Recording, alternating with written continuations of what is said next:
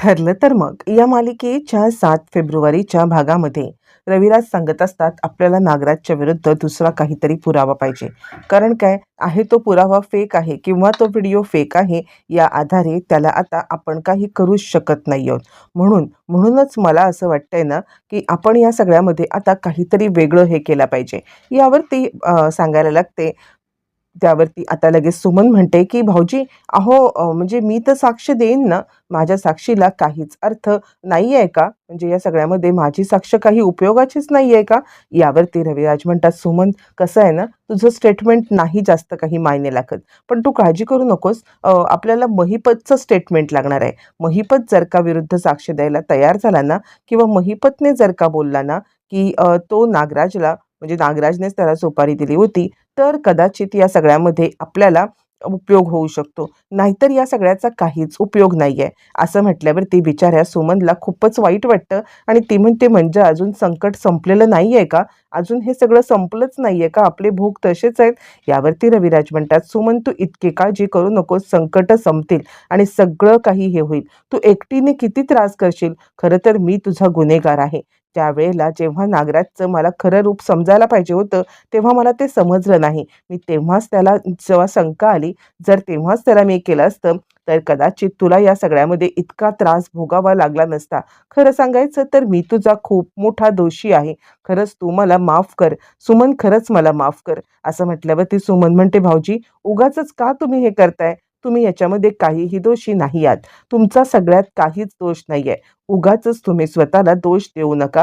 हे बघा, जे काही चाललंय ना, त्यामध्ये तुम्ही कधीच माझ्या पाठीशी नेहमीच उभे होतात. त्यामुळे स्वतःला दोष घेऊ नका." असं म्हणत सुमन त्याला समजावतीये आणि त्याला समजवण्याचा प्रयत्न सुद्धा करते. बरं, हे सगळं चालू असताना मग आता इकडे अर्जुन, सायली सुद्धा सुमनला समजवतायत आणि इकडे तोपर्यंत आता भेटायला आलेली आहे साक्षी, ती म्हणजे प्रियाला. आणि प्रिया म्हणते, "काय गं साक्षी, तू का मला अशी अचानक तडकाफडकी भेटायला आलीस? काही प्रॉब्लेम आहे का?" यावरती साक्षीला अण्णांनी सांगितलेलं आठवतं आणि तिला आठवतं, की महिपतने तिला सांगितलेलं आहे, की कुणावरती सुद्धा विश्वास ठेवायचा नाही. कितीही प्रिया असली किंवा नागराज असला, कुणीही असलं तरी सुद्धा त्यांच्यावरती बिलकुल विश्वास ठेवायचा नाही. ही लोकं आपली नाही आहेत. ही कधीच कुणाची नाही आहेत. ही कधी तुझा घात करतील आणि काय करतील हे तुला अजिबात कधीच कळणार नाही. असं म्हणत आता इकडे मग ती सांगायला लागते, "अगं नाही, मला खरं तर तुला आता काहीतरी सांगायचं होतं." यावरती ती म्हणते, "का? काय झालं? तू अण्णांना भेटलीस का?" यावरती ती म्हणते, "नाही, मी अण्णांना भेटायला नव्हते गेले." ती काही सांगत नाही, की मी वकील बनून गेलेले किंवा काहीही. ती काहीच बोलत नाही. आणि आता ती सांगते, की "नाही, मी अण्णांना भेटायला गेलेच नव्हते. खरं सांगायचं तर मला तुला एक गोष्ट सांगायची आहे आणि ते म्हणजे म्हणजे खरं सांगायचं तर त्या दिवशी मी रेस्टॉरंटमध्ये गेले होते. जेव्हा मी रेस्टॉरंटमध्ये गेले होते, त्यावेळेला अगं साक्षी आणि सायली आणि अर्जुन तिकडे आले होते आणि सायली मला धडकली. मुळातच या सगळ्यामध्ये आता सायलीने मला पाहिलंय की नाही पाहिलंय हे काही कळायला मार्ग नाहीये. म्हणूनच मी तुला आता कॉल केलेला होता.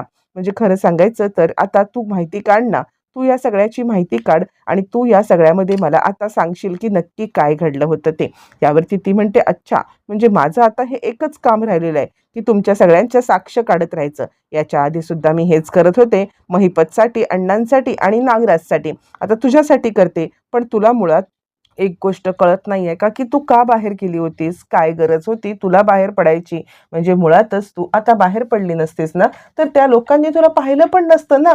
का? का बाहेर पडायची गरज का होती?" आता त्यावरती ती म्हणते, "अगं नाही, म्हणजे तसं मी मास्क आणि गॉगल लावून गेले होते. पण खरं सांगू तर तू माहिती काढ ना. म्हणजे त्यांना काही संशय आलाय का माझ्याबद्दल किंवा त्यांचं काही बोलणं झालंय का?"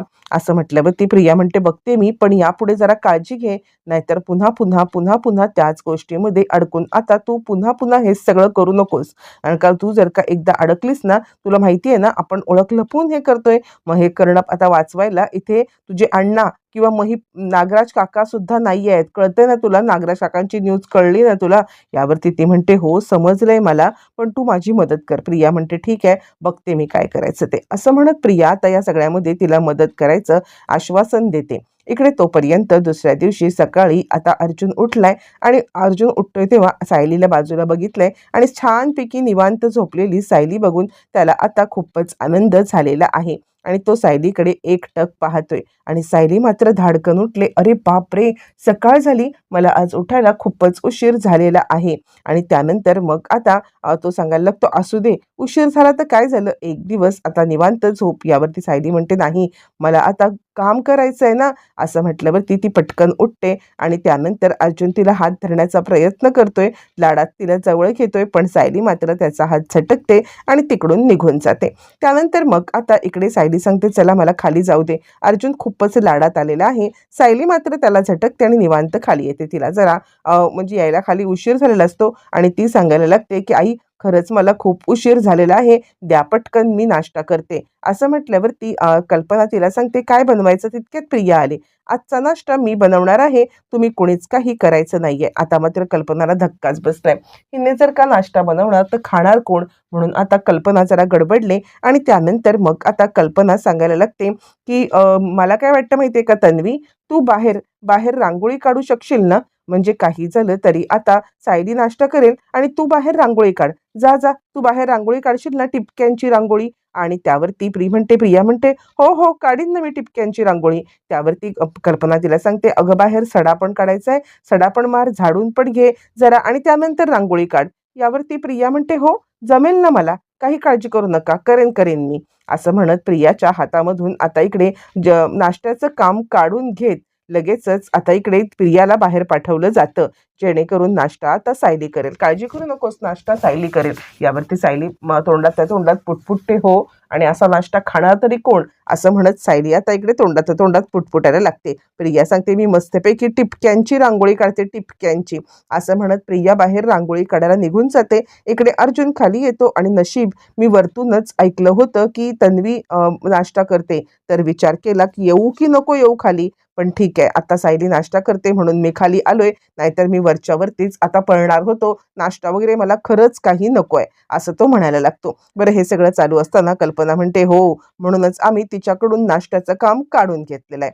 असं म्हटल्यावरती मग आता अर्जुन म्हणतो, दे पटकन बायको मला नाश्ता, मला आता जायचं आहे ऑफिसला. असं म्हणत अर्जुन नाश्ता करायला बसतो. इकडे तोपर्यंत प्रिया कचऱ्याचं झाडू घेते, झाडूने इकडे तिकडे कचरा उडवते. कचरा काढण्याला काही अर्थच नसतो आणि इकडे तिकडे कचरा उडवल्यावरती मग आता टिपक्यांची रांगोळी काढायला घेते. कसली टिपकेनी कसली रांगोळी, तिला काही येत पण नसतं आणि करण्यामध्ये काही काडी मात्र इंटरेस्ट पण नसतो. आणि त्यामुळे ती आता हातामध्ये ते घेते आणि इकडे तिकडे काहीतरी चित्र रेखाटत बसते.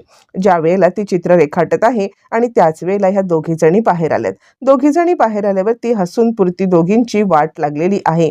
खो खो खो खो दोघी जणी हसतायत आणि त्याच वेळेला इकडे आता लगेचच ती पाहते आणि ती म्हणते, नाही, काढते मी चित्र. यावरती मग आता इकडे सांगायला लागते कल्पना, अर्जुन, अरे तू लहानपणी खूपच छोटा होतास ना, तेव्हा भिंतीवरती जे चित्र रेखाटलं होतंस ना, ते सुद्धा याच्यापेक्षा खूपच सुंदर होतं. याच्यावरती मग आता प्रिया म्हणते, नाही नाही, मी काढते की रांगोळी, छानपैकी काढते की, ही पुसते, मी दुसरी काढते. असं म्हणत ती दुसरी काढते, ती काय करते, सगळं अजून घाण करून ठेवते. आणि हे सगळं चालू असताना हे तिघजण खो खो हसत असतात. तिला समजतं की मुद्दामच यांनी मला रांगोळी काढायला पाठवले, जेणेकरून माझं आता हसं होईल किंवा आता हे लोक मला मुद्दामच त्रास देत आहेत, माझी फजिती करायला हे सगळं केलंय ना. या सायली आणि अर्जुन यांना तर मी अजिबात सोडणार नाहीये. यांचं जे काही चाललंय ना, त्यामुळे यांना धडा शिकवायलाच पाहिजे, असं आता प्रिया बोलायला लागले. इकडे अर्जुन तोपर्यंत आलेला आहे महिपतकडे. अर्जुन महिपतकडे आल्यावरती तो म्हणतो, महिपत शिकरे म्हणजे इतका मोठा गुंड आणि तो आता कुणाला घाबरतोय. खरं सांगायला त्याला कुणाची भीती आहे. म्हणजे झालंय तरी काय असं की महिपत शिकरे हा इतका मोठा गुंड आणि तो घाबरलाय कुणाच्या तरी विरुद्ध साक्ष द्यायला. म्हणजे खरंच मला कमालच वाटते महिपत, काय झालंय काय नक्की, असं घाबरायचं इतकं कारण काय. यावरती महिपतला तो म्हणतो, अच्छा, आणि कोण त्या वकील आलेल्या, विशाखा प्रभूने. आणि विशाखा प्रभूने या वकिलांना बोलवलंस का तू, कोण कोण आहेत कोण माझ्या सर्कलमध्ये ऐकण्यामध्ये, तर आता अशा कोणीही नाहीये. यावरती महिपत म्हणतो, मग मला वकील नको का करायला, मी वकील केलो नाही तर मी इथून सुटेन कसा, वकील केल्याशिवाय मला इथून सुटताच येणार नाही. यावरती आता अर्जुन सांगायला लागतो, हो, वकील तर तुला करायलाच पाहिजे रे, म्हणजे वकील केल्याशिवाय तू सुटणार नाहीस ही गोष्ट जरी खरी असली तरी अजून तरी तू तिला वकीलपत्र कुठे दिलेलं आहेस. वकीलपत्र न देता उगाच ती तुला भेटूनच गेली फक्त, काय काय नक्की आहे तरी काय. असं म्हटल्यावरती आता थोडासा महिपत गडबडलाय. याला काही संशय तर आलेला नाहीये ना. याला काही कळलेलं तर नाहीये ना? नक्की काय घडलंय? हा असा का मला विचारतोय? असं म्हणत महिपत आता इकडे विचार करत बसलाय. पण त्याच वेळेला अर्जुन त्याला म्हणतोय, काय नक्की झालंय तरी काय? आणि महिपत थोडासा शांतच बसलाय. त्याला आता काही बोलायचं नाहीये आणि तो विचार करतोय, मी आत्ता जर का तोंड उघडलं तर नागराज तिकडे 100% याला साक्षीबद्दल सांगेन. इकडे प्रिया घरी आलेली आहे आणि ती विचार करते, माझं काहीच धड होत नाही. एकही प्लॅन आता अजिबात प्रॉपर वर्कच होत नाहीये. काय नक्की करायचंय? म्हणजे इकडे सुभेदार आता इकडे माझ्यापासून इम्प्रेस होतच नाहीयेत. सुभेदार तर इम्प्रेस होत नाहीत, पण हा अश्विन सुद्धा मला आता अजिबात भाव देत नाहीये. काय करू काय याचं? मला खरंच कळत नाहीये. अश्विनचं काय करू? या सुभेदारांचं काय करू? म्हणजे म्हणजे हे सगळेजण माझ्या आता विरोधात झालेत, ते काही नाहीये. मला काही करून त्या अश्विनला तरी मनवलं पाहिजे, आपल्या बाजूने करून घेतलं पाहिजे आणि त्या अश्विनचं काहीतरी बघायलाच पाहिजे. असं म्हणत असताना नेमका अश्विन आलेला आहे. अश्विन आल्यावरती प्रिया आता अश्विनला लाडीगोडी लावण्यासाठी पुढे आलेली आहे. अश्विन, अश्विन ऐक ना, मला तुझ्याशी खूप महत्त्वाचं बोलायचं आहे. त्यावरती अश्विनला ती म्हणते, तू आज खूपच दमून आला असशील ना? अश्विन म्हणतो, आज मी कोणत्या वेगळ्या घरामध्ये आलोय का? म्हणजे आता घरात आल्यावरती बायकोने माझी विचारपूस करणं हे तर मला कधीच माहीत नाहीये. म्हणजे बायको विचारपूस करते किंवा बायको आता नवऱ्याला आल्यावरती काही चांगलं चोंगलं खायला घालते, हे तर मग तू खरंच मला या सगळ्यामध्ये समजून घे ना. यावरती आता तो सांगायला लागतो, पण तू कुठे मला समजून घेतेस?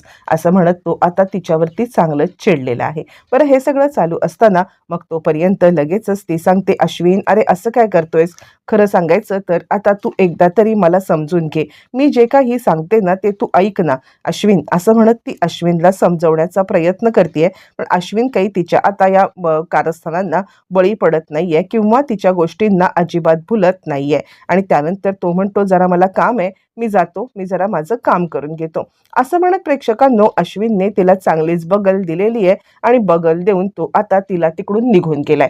हे झाल्यावरती प्रियाचा राग आता चांगलाच अनावर झालाय आणि प्रिया आता खूपच चिडलेली आहे. या अश्विनला तर मी सोडणारच नाहीये. म्हणजे हा मला मला हे करतोय का? नाही नाही, काही झालं तरी सुद्धा या अश्विनला धडा शिकवायलाच पाहिजे, असं प्रियाच्या डोक्यामध्ये चाललंय. इकडे तोपर्यंत सगळेजण आता डायनिंग टेबलवरती सूप पिळतायत आणि त्याच वेळेला सांगत आहे ती म्हणजे विमल, की अहो प्रतिमा ताई, तुम्हाला माहित नाहीये की ह्या तन्वीताईंनी कशी रांगोळी काढली, लहान मुलांनी रंग फेकावे तशी रांगोळी काढली होती, तुम्हाला माहिती आहे का? असं म्हटल्यावरती मग आता ती सांगायला लागते, तन्वीला कधी रांगोळी आले काढता? तन्वीला रांगोळी काढताच आलेली नाहीये. असं गप्पा टप्पा चालू आहेत आणि त्यावेळेला इकडे आता सायली छानपैकी ब्रेकफास्ट बनवते, सगळ्यांना ब्रेकफास्ट खायला देते आणि सगळ्यांचं बोलणं चालू आहे. तोपर्यंत सायली सांगते, तुम्ही थांबा, मी गरमागरम काहीतरी खायला करून आणते. असं म्हणत सायली आता किचनमध्ये आले आणि गरम गरम सगळ्यांसाठी काहीतरी नाश्ता करत असताना अचानकपणे तिच्या हाताला भाजलंय. हाताला भाजल्यावरती लगेचच आता इकडे कल्पना उठते आणि कल्पना उठून आता धावत पळत तिकडे जाते. सायली काय झालं? सायली काय झालं? असं म्हणत ती आता सायलीला बोलत आहे. सायली सांगते, काही नाही, अहो हाताला थोडा चटका लागला. आणि त्यावरती मग आता हात तिचा हातात घेते आणि त्यानंतर मग आता लगेचच सांगायला लागते, अगं तन्वी, जरा सावकाश, तू असं काय करतेस? तन्वी नाव घेतल्यावरती सायलीला जरा भरून आले. ती प्रतिमाकडे पाहते. अचानकपणे प्रतिमाच्या तोंडून सायली नाव ऐकून म्हणजे तन्वी नाव ऐकून सायलीला खूपच छान वाटलेलं आहे आणि ती प्रतिमाकडे तोंड भरून पाहतीये. तिला आता खूपच आनंद झालेला आहे की प्रतिमा आत्या आपल्याला तन्वी म्हटल्या. इकडे तोपर्यंत नागराज आता महिपतकडे आलाय आणि तो महिपतला सांगतोय, महिपत, तुला असं वाटतंय की तू मला ब्लॅकमेल करू शकशील, पण आता तू जर का तोंड उघडलंस ना तर मी सुद्धा साक्षीचा पत्ता आता सगळ्यांना सांगेन. तू बिलकुल चिंता करू नको. साक्षीचा पत्ता सगळ्यांच्या पर्यंत पोहोचला ना की मग साक्षीचं काही खरं नाहीये. महिपतला त्याने गपगार केलंय. इकडे संशय आलेला आहे साक्षीला. तो म्हणजे आता इकडे काहीतरी सचिनवरती ती फोन मागतीये, मला फोन दे, मला फोन दे, असं ते म्हणतेय. त्यावरती सचिन म्हणतो, वेड लागले का सॅम? काय झालं? ती म्हणते, हो मी वेडी आहे, मी कोणाचाही खून करू शकते, असं म्हणत ती सचिनच्या अंगावरती धावून गेलेली आहे. बरं, तोपर्यंत इकडे आता प्रतिमा काहीतरी कल्पना आणि प्रतिमा दोघी जणी बोलत असताना अचानकपणे तिकडे दोघी जणी सांगतायत की अर्जुन आणि सायली यांची वेडिंग अॅनिव्हर्सरी आहे आणि त्यावरती अस्मिता म्हणते, वेडिंग अॅनिव्हर्सरी या सगळ्यामध्ये आता इकडे 3 वर्ष झाली लग्नाला आणि 1 वर्ष, ह्या दोघांची आपण वेडिंग अॅनिव्हर्सरी करायची. तितक्यात ही दोघं आले, कसलं प्लॅनिंग चाललंय आमच्या अॅनिव्हर्सरीचं का? असं म्हणत या दोघांना ते समजले. अॅनिव्हर्सरीला आता काय धमाल कमाल येणार, येणाऱ्या भागामध्ये सगळं कळणार.